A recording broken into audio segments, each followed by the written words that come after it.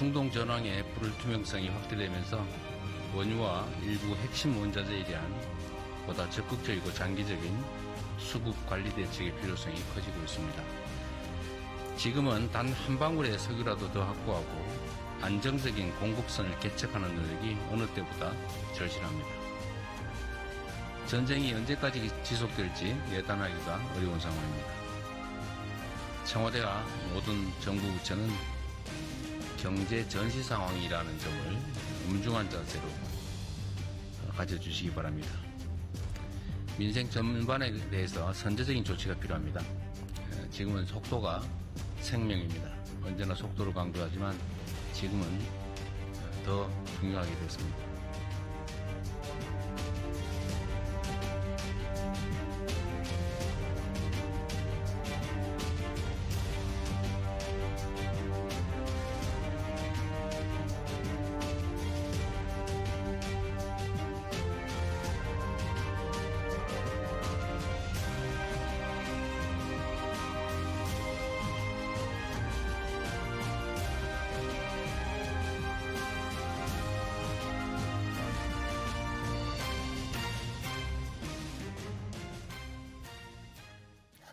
중동 상황이 4주차로 접어든 가운데 트럼프 대통령의 48시간 최후 통첩으로 현재 긴장은 더 높아지고 있습니다.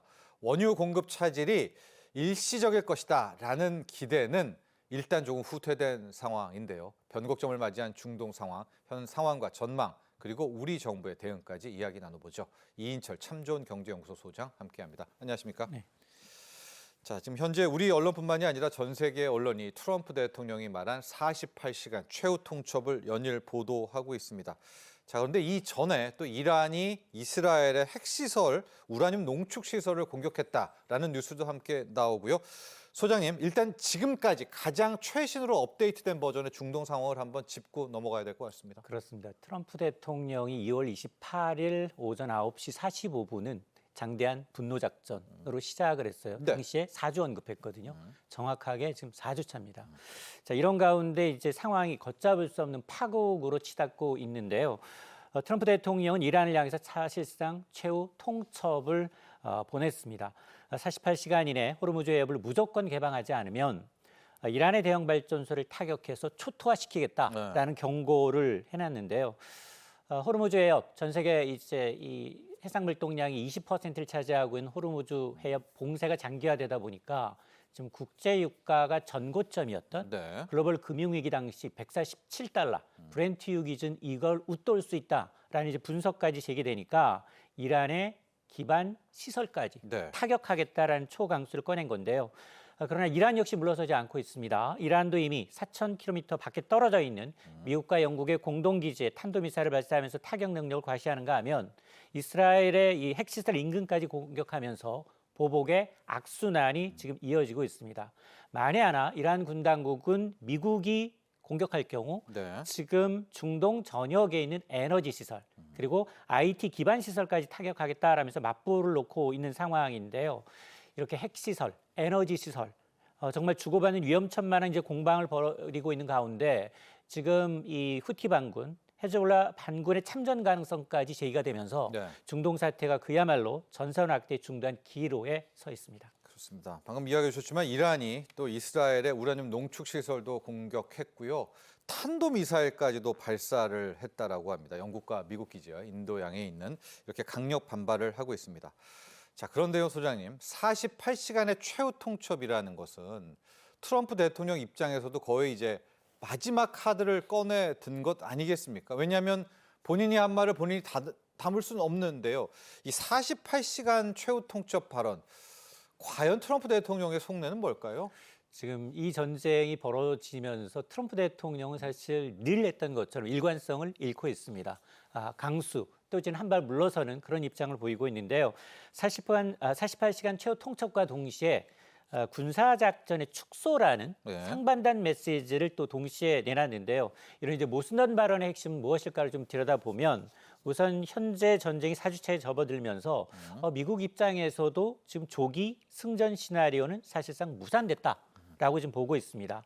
이란의 저항이 예상보다 좀 강력했고요. 네. 또 호르무즈 해협 봉쇄로 인해서 국제 유가가 치솟다 보니까 오히려 이게 미국 경제 그리고 자신의 표심에도 굉장히 부담이 좀 커지고 있는 상황인데요. 그러다 보니 뭐 네타냐후 이스라엘 총까지 중동 조기 종전 가능성 언급하는 것도 궁극적으로 보게 되면 이 국제 유가를 안정시키겠다는 의도로 분석이 되고 있는 상황인데요. 이런 상황에서 최후 통첩의 성격은 이란을 협상 테이블로 끌어내기 위한 충격요법이 아니겠느냐라는 분석이 있는데요. 발전소 타격이라는 극단적 카드를 제시함으로 해서 지금 물러서면 그나마 전면 파괴를 피할 수 있다라는 시그널을 준 게 아니냐라는 거고, 또 하나는 이제 출구 전략입니다. 지금 출구 전략을 만들기 위한 어떤 명분 쌓기용이다라는 분석도 있는데요. 네.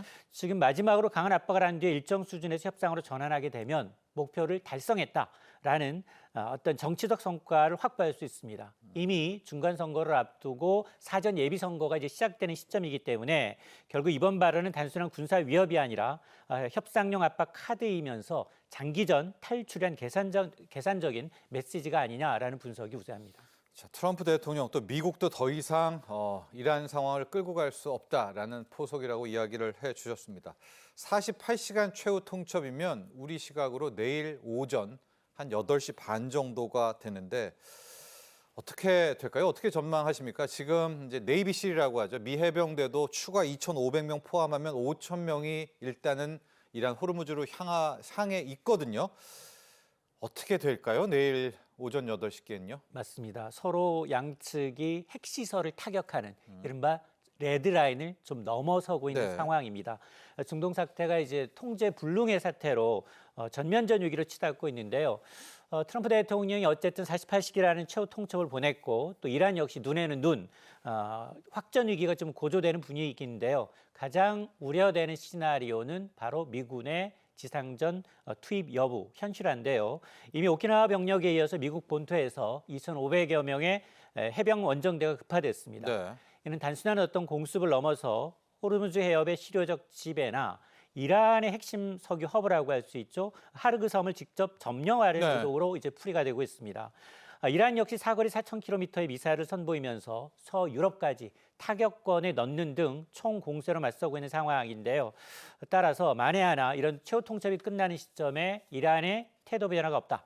이럴 경우에는 미 해병대 상륙과 더불어서 전쟁 양상이 완전히 새로운 국면으로 지상전으로 전환할 가능성도 지금 점쳐지고 있는 상황입니다. 자, 부디 그렇게 되지는 않고요. 내일 오전 8시 전에 조금 긍정적인 뉴스 또 협상 내용이 좀 나왔으면 하는 바람입니다.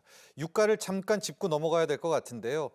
WTI라든가 브렌트유는 실은 우리나라와는 이제 크게 상관은 없죠. 우리는 이제 두바이유를 현물 거래를 하는데 지금 보면 가장 피해를 보니 두바이유 가격이 가장 많이 오르지 않았습니까? 맞습니다. 유가 전망은 좀 어떻게 봐야 될까요? 3대 유종 가운데 사실은 중동산 두바이유는 중질유 성격이기 때문에 질이 타종에 비해서 좀 떨어집니다. 그래서 평상시 거래에서는 굉장히 좀 낮은 수준에서 거래가 되는데 그러나 이번 전쟁이 중동에서 발발하면서 가장 높게 가장 많이 뛰고 있습니다. 현물 가격은 이미 134달러 선을 지금 웃돌고 있는 상황인데요. 자, 이러자 미국이 깜짝 발표를 했습니다. 전쟁 중임에도 불구하고 이란산 원유 판매를 일시적으로 허용하겠다라는 겁니다. 치솟는 국제유가를 잡기 위한 응급 처방에 가까운데요.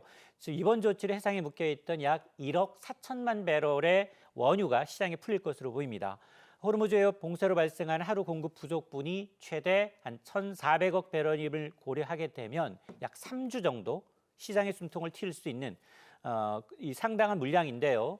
실제로 지금 에너지 난을 겪고 있는 인도와 같은 아시아 정유사들이 즉각적인 수입 검토에 착수하는가 하면 단기간 내 공급 확대가 가능하기 때문에 아마 이제 에너지 시장에는 일정 부분 영향을 줄 것으로 보이지만 다만 실효성에는 의문이 제기가 되고 있습니다. 네. 이게 왜냐?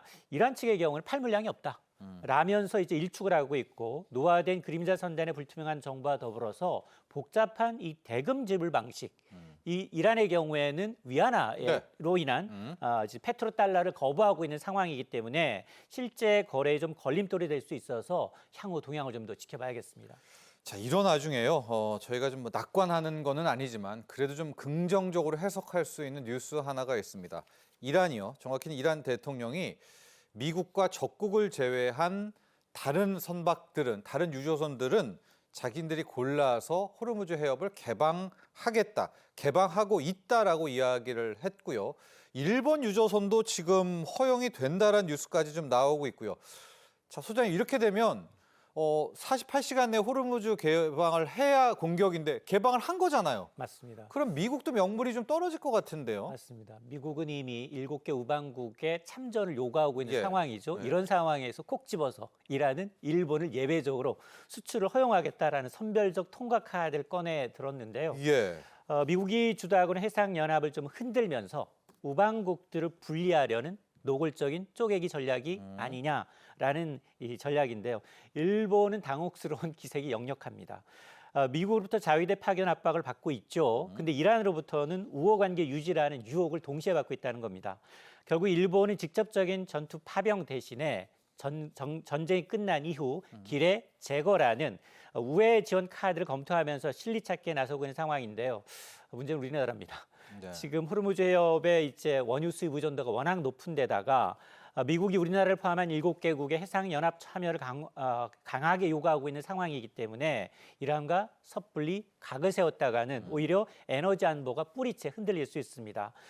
이란이 비적대국 선별 통과를 언급한 만큼 우리 역시 국익 중심의 다층적인 전략, 최대한 리스크를 줄이면서 실익을 확보하는 현실적인 해법을 모색해야 되는데요. 그런데 이란의 주문은 또 하나가 있습니다. 네. 반드시 달러 결제가 아니라 위안화를 통한 석유 수출만 가능하다라고 지금 보고 있는 상황입니다. 자, 근데 또 일본 역시도 우회적으로는 지금 석유가 필요하니까 여기를 좀 이제 가고 있다라고 하는데 제가 궁금한 건데 소장님, 이건 이제 개방을 했기 때문에 이 진화도 공격할 수는 없는 거 아닙니까? 이게 맞습니다. 예, 미국 그동안- 입장에서는요. 예. 그동안은 이제 5성기를 갖고 있는 중국 한만 몇 대 예, 통과했다 하더라. 인도하고, 예. 인도하고 몇 대만 이제 인도는 이제 공식적으로 미국이 30일 정도 이제 이란산 원유 수입을 허용했기 때문에 공식적으로 갈 수 있는 거고, 그다음에 중국 5성기를 단 이제 왔다 갔다 계속 하고 유조선도 있고요, 중국은요. 허용을 하고 있는 예. 상황이기 때문에 이란이 마음만 먹으면, 그러니까 기뢰만 정말로 설치된 그 지역을 이제 피해 나갈 수 있고 그런 정보가 확실히 된다면 일부 국가들은, 적대국이 아닌 일부 국가들의 경우에는 허용하겠다라는 방침이기 때문에 네. 아마 이 얘기는 미국도. 맞습니다. 네. 이란도 미국도 최후의 보로인 이제 에너지 시설이나 에너지 유조선만큼은 좀 놔두겠다. 이거는 최후의 이제 어떤 협상 카드로 놔두겠다라는 전략적 판단으로 해석이 됩니다. 자, 우리가 이렇게 오일 쇼크가 2번이 있었습니다. 70년대 초에 있었고 70년대 후반 80년대에 있었고요. 이 2차 오일 쇼크 때는 경기 침체까지 빠졌었는데 지금의 상황이 조금만 더 지속되면 70년대 말 2차 오일 쇼크를 웃도는 경제 충격이 올 수도 있다, 이런 전망이 있습니다. 이건 이제 공황이었었잖아요. 경기 맞습니다. 침체 그 정도까지입니까? 그렇습니다. 국제에너지기구 IEA가 이번 사태가 역사상 가장 큰 글로벌 에너지 안보 위협으로 규정을 하고 있습니다. 가장 큰 원인은 역시 이제 호르무즈 해협 봉쇄, 석유와 가스 물량의 20%를 지난 호르무즈 해협 봉쇄에 있는데요. 이번 전쟁으로 차단된 가스 공급 규모가 2022년 러시아 우크라이나 전쟁 당시에 유럽에서 네. 잃어버렸던 물량의 2배에 달합니다. 여기에다 앞서 이제 이 IEA는 전략적 비축 4억 배럴을 먼저 내쫓았죠. 전체 한 20% 수준인데, 이외에도 뭐 산유국의 증산 협의는 진행이 되고 있지만 실질적으로 호르무즈 해협에 운송 가능하냐가 관건입니다. 네. 선별적으로만 지금 가능하기 때문에 그런데요. 그러다 보니 더욱더 심각한 건 회복 시간인데요. 전쟁이 당장 멈춘다라고 하더라도 이런 기반 시설, 파괴된 핵심 시설을 복구하고 공급을 정상화하는 데는 수개월, 최소 6개월 이상 소요될 수 있다라는 전망이 나오고 있습니다. 네. 그래서 비축유 방출만으로 과연 이 시간 공백, 거대한 이제 공백을 메꾸기에는 역부족이다라는 지적이 나오는데요. 다만 이제 완전한 이제 과거처럼 정말 동일한 위기냐, 1970년대와 같이 동일한 위기냐라고 예. 보기에는 현재는 어쨌든 비축유도 있고요. 여기다가 쉐일 오일이며 재생 에너지와 같은 대체 수단이 과거보다는 좀 더 다양하기 때문에 과거처럼 이제 유가가 너무 많이 올라서 경제 충격을 주는 사태는 조금 더 조금씩 오일 쇼크는 조금 더 덜하다라는 이제 주장도 있습니다. 네, 이젠 좀 자산 시장으로 가보도록 하겠습니다. 지난 주말 이렇게 유가가 폭등하면서 미국 금리도 치솟았습니다. 10년물 국채 금리가 4.4%를 넘었고 당장 이 여파가 오늘 국내 또 아시아 주식시장에 왔습니다.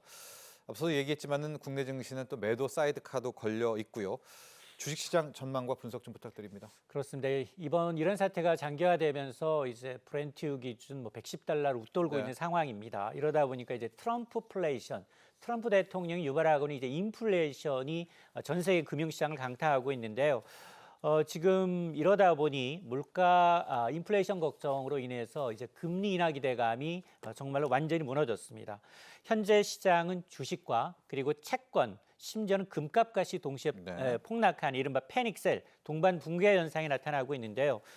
유가 상승이 인플레이션을 재점화시키고 있고 이것이 다시 금리를 끌어올리면서 어떤 자산도 달러 이외에 안전하지 않다라는 공포가 확산되고 있는데요.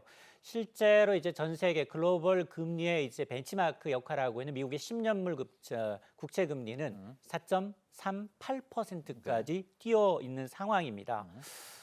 이러다 보니 이제 연내 금리 인하는커녕 오히려 추가로 미국이 기준금리 인상에 나설 수도 있다라는 이제 인상론까지 거래되다 보니 오히려 주식과 채권, 금에서 돈을 빼서 일시적 돈을 이제 현금성 대위자산이라고 불리는 MMF와 같은 로 이동을 하면서 현금 이른바 관망 상태에 좀 돌입하고 있는 상황인데요. 그러다 보니 오늘 유독 국내 증시가 타격을 입고 있습니다. 네, 뭐 주식도 그렇고요, 채권도 그렇고. 근데 지금 투자자분들이 좀 궁금해하는 것은 이런 위기라든가 지정학적 리스크, 특히 유가 상승에 따른 인플레이션 우려 아닙니까? 그러면 금값이, 이 금이 주목을 받아야 되는데 이번 사태에는 오히려 금도 맥을 못 추고 있단 말입니다. 달러와 석유 딱 두 가지만 남아 있거든요. 금이 이번에 좀 그렇게 빛을 못 발하는 이유는 어디에 있을까요? 맞습니다. 위기엔 금이라는 이제 인식에 금이 가고 있는데요. 이런 전쟁이 장기화되면서 이 트라이온스당 5,300달러를 네. 넘어섰던 이 금 가격이 지금 4,500달러 선까지 밀려났고요. 지금은 그 아래에서 거래가 되고 있습니다.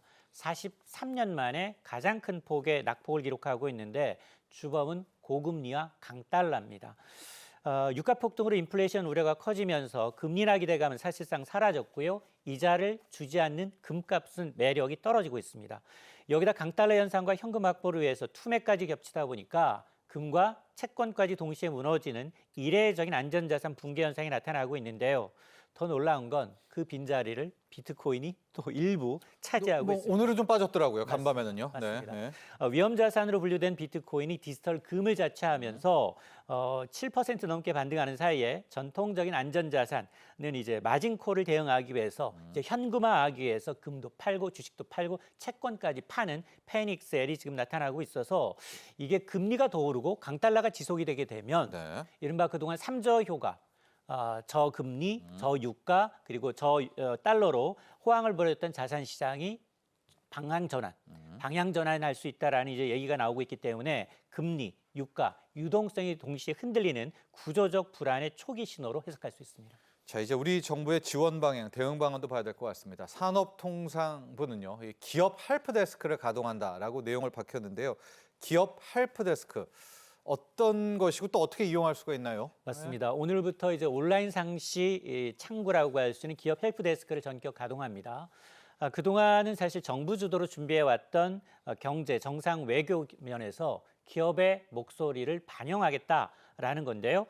코트란에 이제 개설된 창구를 통해서 기업들은 해외 프로젝트 수주 가능성이 높은 국가를 추천하거나 또 현장에서 겪는 구체적인 애로사항을 전달할 수 있습니다. 정부는 접수된 의견을 관계기관과 협의를 통해서 실제 정상외교 일정과 의제에 적극 반영하겠다라는 방침인데요. 이번 정상 조치는 정상회계 실효성을 높이면서 우리 기업들의 어떤 해외 진출과 수출 성과를 좀 극대화하는 든든한 지원군이 될 것으로 기대를 하고 있습니다.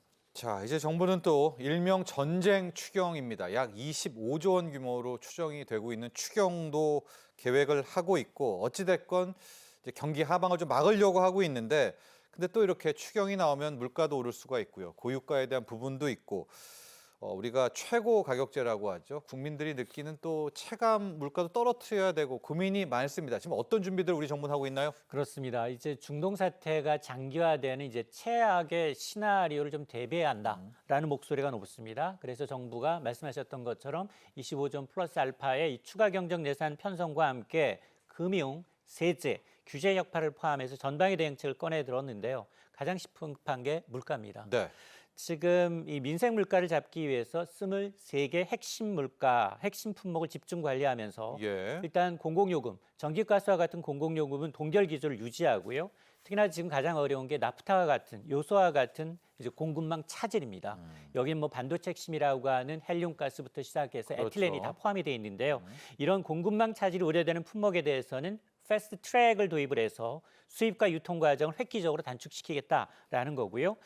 이번 조치는 또 단순한 예산 지원을 넘어서 범정부 차원의 원스톱 지원 체계를 구축하는 데 의미가 있고 특히나 우리가 그동안 이제 에너지를 너무 좀 아끼지 않았던 부분이 측면이 있습니다. OECD 국가 가운데 에너지 소비 1위이기 때문에 이럴 때일수록 에너지 절약 캠페인과 더불어서 수급 관리가 병행하는 만큼 고유가의 직격탄을 맞는 이 중소기업들, 서민 경제에 대한 충격을 좀 완화하는 실질적인 이 방어막이 될 것으로 정부는 기대를 하고 있습니다. 네, 지금까지 도움 말씀에 이인철 참 좋은 경제연구소 소장과 함께했습니다. 오늘 감사합니다.